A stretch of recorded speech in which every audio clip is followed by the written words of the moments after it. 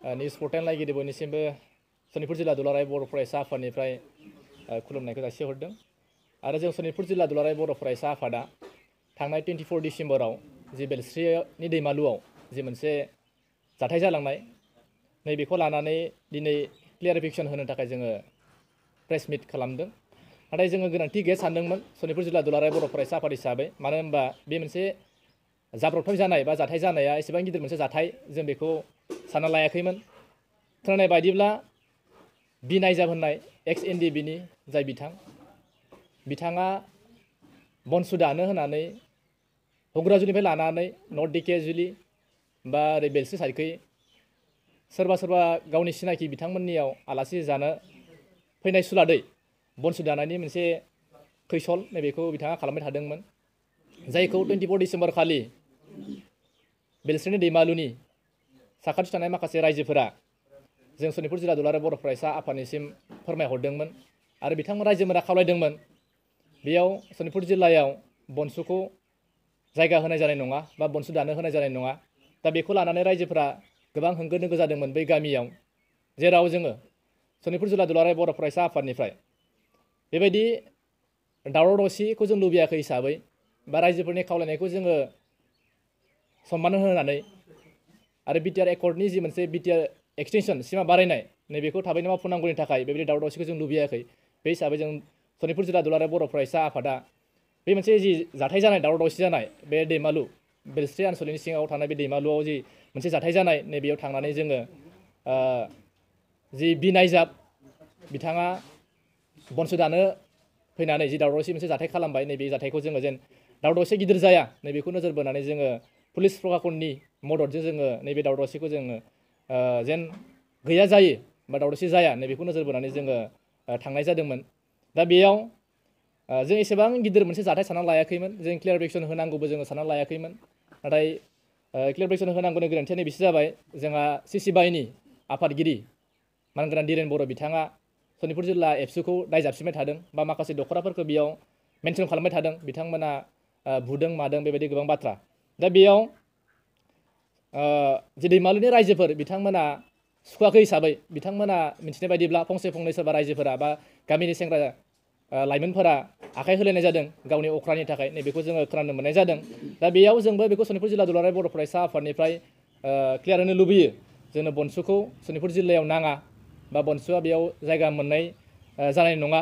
जों बेखौबो जोङो रायलायबाय थादों सनितपुर जिल्ला एक्स एनडिबिनि गासै बिबानगिरि बिथांमोनजों आरो बिथांमोना जोंजों खौसेयानो दङ। नाथाय सासे सानैया मा बुजिदों जों बेखौ मिथिया, नाथाय बांसिन एक्स एनडिबि सनितपुर जिल्लानि बिथांमोना जोंजों रायलायदों आरो बिथांमोनजों जोङो मोजां सोमोन्दोआवनो दङ। नाथाय बिथांमोना क्लियार होनांगौ दिनै बिनायजाबा थारैनो बनसुनि सोद्रोमा मार ना बिथाङा एक्स एनडिबिनि सासे सोद्रोमा, नैबेखौ क्लियार होनांगौ, नैबेखौ जों लुबैयो। दा बेयाव दिरेन बर' बिथाङा बुंदों कमिसना बेयाव भिजिट खालामाखै बा बिटिआर हाबा बे जेबो जेनेबा गेरेन्टि गैया बेबायदि माखासे बाथ्राखौ बुंदों। नाथाय बिथाङा सासे सिगनेटरि मोनसे आफादनि सिगनेटरि हिसाबै बिथाङा बुजिनांगौमोन बा मिथिनांगौ बेयाव कमिसना फैमारदोंना फैमाराखै। नाथाय जोंनि मिथिनायाव बा जोङो बिथांमोनखौ लोगो मोन्दों, जोंनि ओनसोलाव डिसिआ बा सार्कल अफिसार बिथांमोना गामिखौ भेरिफाइ खालामनो थाखाय जोंनिया हाबफैदों, बेबायदि माखासे खामानिफोरा जागासिनो दं। दा बिटिआर एकर्डनि माखासे इमप्लिमेन्ट जानो गोनां माखासे क्लजफोर दं, बियो माखासे इमप्लिमेन्ट जागासिनो दं, जेरै फरायसालिनि बाथ्रा बा बेयो हा हुनि बाथ्रा, बेबायदि खामानिफोरा जागासिनो दं। बेबायदि खामानि बिटिआर एकर्डनि जि माखासे क्लजफोर इमप्लिमेन्ट जागासिनो दं, नैबेखौनो रायजोफोरा मोजां मोननानै जोङो दुलाराय बर' फरायसा आफादनि जे खामानि मावनायखौ बरायदों। दा बे हिसाबै जोङो जोंनि ओनसोलाव दावराव दावसिखौ लुबैयाखै, बेनिखायनो सनितपुर जिल्ला एक्स एनडिबिनि गासै बिबानगिरि बिथांमोननिसिमबो जोङो खावलायनो लुबैयो जेन बिथांमोना गोरोन्थि बुजिनाङा। जों मालाबाबो एक्स एनडिबिखौ गासै एक्स एनडिबिखौ जोङो दाय होआखै, नाथाय बेयाव एक्स एनडिबिनि नाम लानानै बा एक्स एनडिबिखौ बरनाम होनानै जि बिनायजाब होननाय सासे बिथाङा फैनानै बेयाव सिरि सिरि खना खनला गावसोरनि गेजेराव जेबो सावरायनाय गैया एक्स एनडिबिनि गेजेराव, बिथाङा हारसिङैनो सोरनिफ्राय मोनसे टेन्डार लादों ना मोनसे थिखा लादों जों बेखौ मिथिया, जे बनसुखौ दानो होनानै खना खनला बिथांमोना बे बिनायजाब बिथाङा बेरायबाय थादों। दा बेखौनो रायजोफोरा मोजां मोनाखै हिसाबै रायजोफोरा फंसे फंनै रायजोफोरजों नारलायनाय जादों बा सोबालायनाय जादों बेखौ खोनानो मोन्दों। बेनिखायनो जों खावलायनो लुबैयो जे बिनायजाब बिथाङा बेबायदि गोरोन्थिखौ आरो नेक्स्ट टाइम जेन मावबावा आरो गासै एक्स एनडिबि बिथांमोना जे बेखौ गोरोन्थि बुजिया आरो नोंथांमोना हायोब्ला प्रेस मिटनि गेजेरजों क्लियार खालामना होनांगौ जे बे बिनायजाब बिथाङा बनसुनि सासे सोद्रोमा ना एक्स एनडिबिनि सोद्रोमा। नै बेखिनि बाथ्राखौनो जोङो खावलायनो लुबैयो जे जोंनि गेजेराव एक्स एनडिपि आरो एबसुनि गेजेराव मालाबाबो बेबायदि गोरोन्थि बुजिलायनाय बा हिंसा हिंसि जालायनायखौ जों मालाबाबो लुबैया। जों अरायसम बिथांमोनखौ मान होबोदों आरो मान होलांबाय थागोन। सासे दावहारु हिसाबै जों बिथांमोनखौ जेब्लाबो गावनि पजिशनाव जों दोनगोन।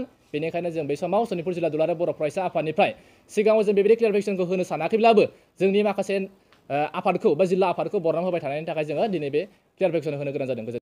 सनितपुर जिल्ला दुलाराय बर' फरायसा आफादनिफ्राय जानानै आङो गासै सनितपुर बाखि बर' रायजो राजा नोंथांमोननिसिम इंराजि गोदान बोसोरनि आरो फैबाय थानाय मागो दमासि फोरबोनि गोजोन हामलायथिखौ आङो बावहरग्रोनाय जाबाय। दिनै सनितपुर जिल्ला दुलाराय बर' फरायसा आफादनिफ्राय जानानै माखासे प्रेस मिट होनो थाखाय बेहाय जोङो जथुमदों। बेहाय बाहागो लानो हादों जोंहा सनितपुर जिल्ला दुलाराय बर' फरायसा आफादनि गाहाय नेहाथारि इनेस मोसाहारि, लोगोसेयैनो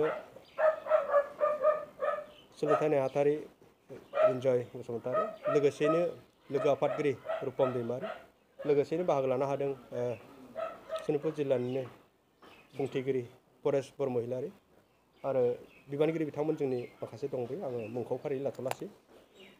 थांनाय जि 24 अक्ट' 2022नि जि बेलस्रिनि दैमालु ओनसोलाव जालांनाय जाथायखौ लानानै दायो मोखां बिजाबफोराव बा फेसबुकफोराव गोबां रोखोमनि बुंलाबायनाय, बानसावलाबायनाय रावफोर ओंखारबाय थादों। बेवहाय मोनसे शब्द ओंखारबाय थादों एक्स एनडिएफबि एक्स एनडिएफबि।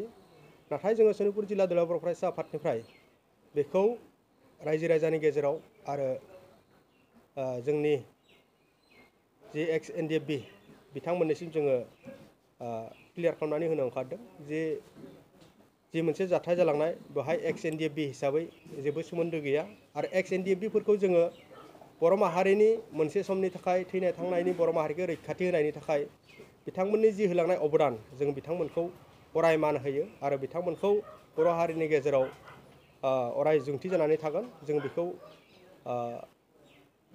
आसा खालामो आरो जों बिथांमोनखौ मान होयो।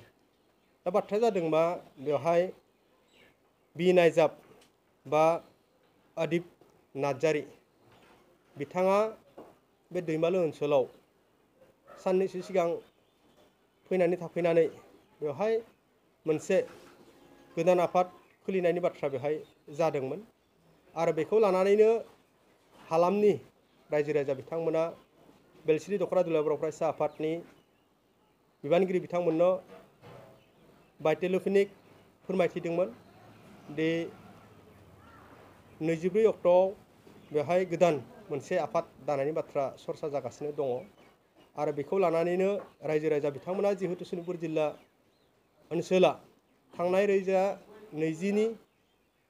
27 जानुवारियाव जि मोनसे बिटिआर एकर्ड जालांनाय बेवहाय माखासे दफाफोर दङ सनितपुर जिल्लानि मोजांनि थाखाय सनितपुर जिल्ला बर'फोरखौ जौगाहोनायनि माखासे दफाफोर दङ आरो बै दफाफोरखौ जाफुंनांगौनि सार्थआव सनितपुर जिल्लानि रायजो राजा बिथांमोना बेवहाय गोदानै आफाद जानाय गोदानै आफाद दानाय बेबायदि मोनसे बिरबिबां समस्याफ्रा जोंनि गेजेराव फैयाथों बेनिखायनो मोनसे इउनाइटलि आरो इउनिटिलि बेहाय एक्स एनडिएफबि जा बा गुबुन गुबुन बर' थुनलाइ आफाद जा बा गोबां रोखोमनि आफादफोरजों गोरोबलायनानै बेहाय ज'यैनो खामानिफोरखौ मावगासिनो दङ आरो बिब्दियैनो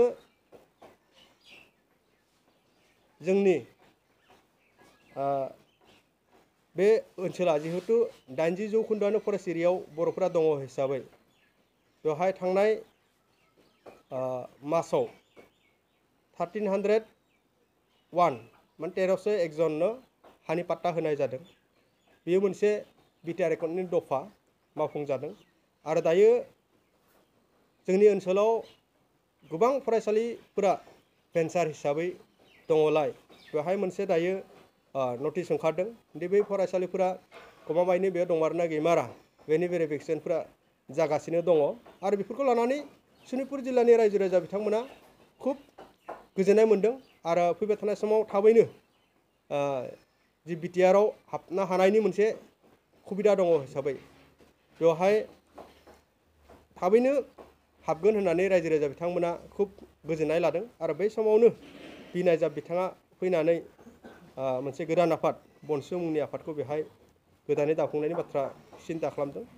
थ' बिथांनि जि दावराव जानाय दैमालु ओनसोलाव बै दावराव जानायाव बिथाङा हारसिङै फैदोंमोन हिसाबै बै ओनसोलनि रायजो राजा बिथांमोना गोदान आफाद खुलिजानायखौ लुबैया हिसाबै बिथांखौ बुजायनायाव बिथांखौ मोजां बाथ्रा बुंनायाव बिथाङासो रायजो राजानि फिन जाथाय माने रियेक्ट रायजो राजानि गेजेराव होदोंमोन आरो बेखौ गम मोननानै रायजो राजा बिथांमोना दख'रानि बिबानगिरि बिथांमोनखौ लिंहरदोंमोन आरो बेलश्री दख'रा दुलाराय बर' फरायसा आफादनि बिबानगिरि बिथांमोना थांनानै जिहेतु रायजो राजानि गेजेराव बेबायदि जुक्ति तर्क जाबाय थायोब्ला बे जाथाया गाज्रि जालांगोन होननानै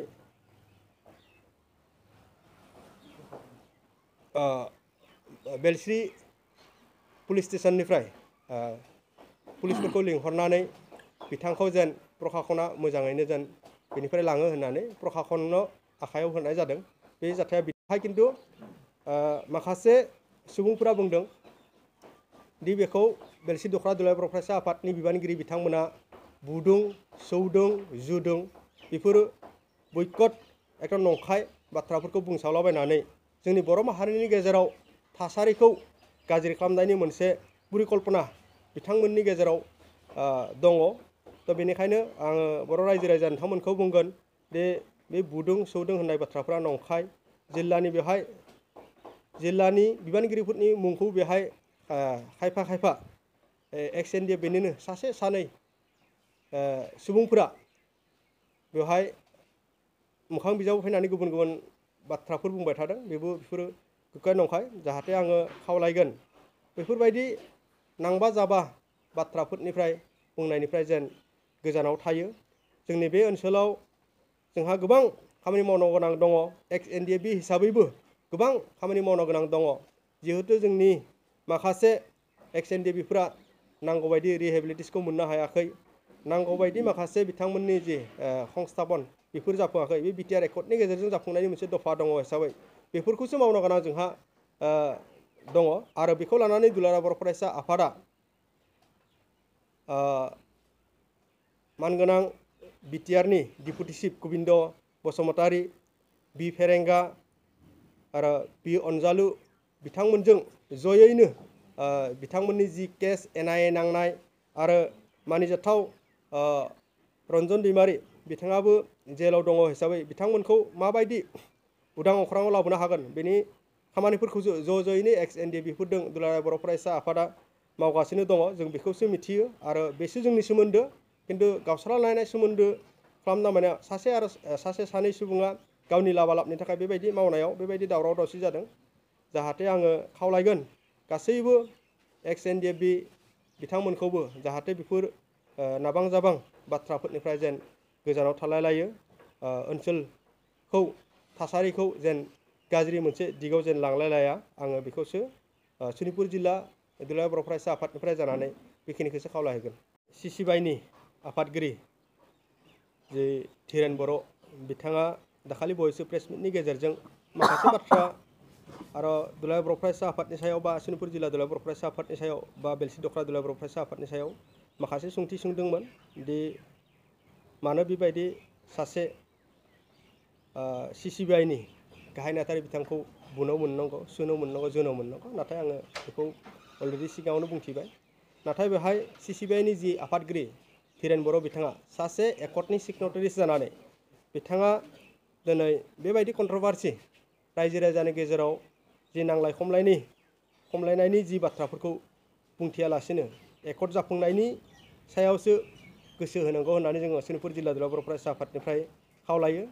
जिहेतु नोंथांमोननि सायावनो आसा दङ बे एकर्डआ थाबैनो जाफुंगोन आरो बे एकर्डनि गेजेरजों दफाफोरा जुदि जाफुङोब्ला सनितपुर जिल्लाया बेवहाय हाबनो हागोन आरो बे ओनसोलनि जिखिनि हा हुनि जि समस्याफोर दङ बे जागोन। बेनिखायनो आङो बिथांखौबो खावलायगोन जाहाथे नोंथाङा सासे सिगनेटारिस जानानै आरो नोंथाङा सासे दैदेनगिरि जानानै बर' माहारिनि गेजेराव बर' हारिनि गेजेराव गुलाय गुजाय नांलाय खमलायखौ जेन लाबोआथों। बेनिखायनो नोंथांमोननि गेजेराव जेन सावरायलायनानै मोनसे गोजोन थासारिखौ जेन इयुनाव आरो फैबाय थानाय समाव जेन लाबोयो। आं बेखौसो बेखिनियाव खावलायबाय। गोजोन्थों।